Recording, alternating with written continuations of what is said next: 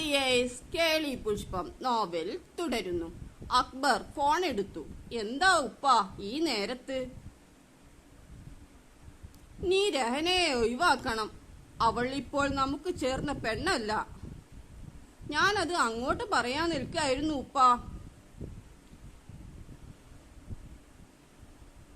രാവിലെ 7 മണിക്ക് കദീശൻ ഷഹനയും അടുക്കളയിൽ ജോലി ചെയ്യുകയായിരുന്നു. അപ്പോൾ ഷഹനയുടെ ഫോണിലേക്ക് അലവി വിളിച്ചു. എന്താ ഉപ്പ?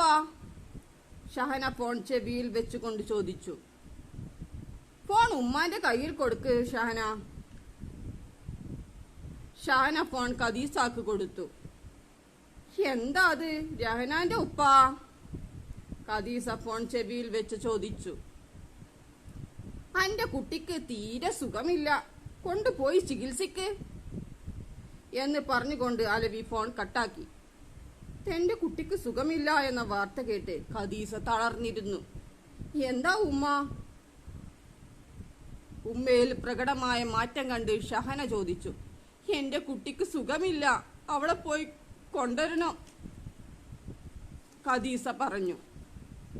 ഖദീസയും ഷഹനയും അലവിയുടെ വീട്ടിലെത്തി. എന്താ എന്റെ കുട്ടിക്ക്? ആയിഷയെ കണ്ടപ്പാടെ ഖദീസ ചോദിച്ചു. ഓൾക്ക് മാനസികം, അലവി പറഞ്ഞു. മാനസികമോ? എന്റെ കുട്ടിക്കോ? അതെ, അത് മറച്ചു വെച്ചല്ലേ അക്ബറിനെ കൊണ്ട് നിങ്ങൾ അവളെ കെട്ടിച്ചത്?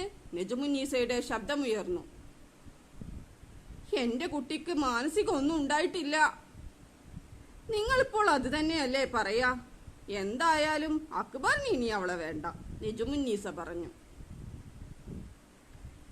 അങ്ങനെ പറഞ്ഞു അക്ബർ? ഖദീസ വിഷാദത്തോടെ ചോദിച്ചു. ഞങ്ങളുടെ തീരുമാനമാണ് അവന്റെ തീരുമാനം, അലവി പറഞ്ഞു. ഇപ്പോൾ അവളെ നിങ്ങൾ കൊണ്ടുപോയിക്കോളി. എന്താ വേണ്ടതെന്ന് പിന്നെ തീരുമാനിക്കാം, ആയിഷ പറഞ്ഞു. ഖദീസ രഹനയെയും കൂട്ടി വീട്ടിലേക്ക് പോന്നു. സ്വന്തം വീട്ടിലെത്തിയ രഹന ഷഹനയുടെ ഫോൺ എടുത്ത് തന്റെ മുറിയിൽ കയറി അക്ബറിന്റെ നമ്പർ ഡയൽ ചെയ്തു. ഫോൺ റിംഗ് ചെയ്യുന്നുണ്ട്, എടുക്കുന്നില്ല. തുടരും.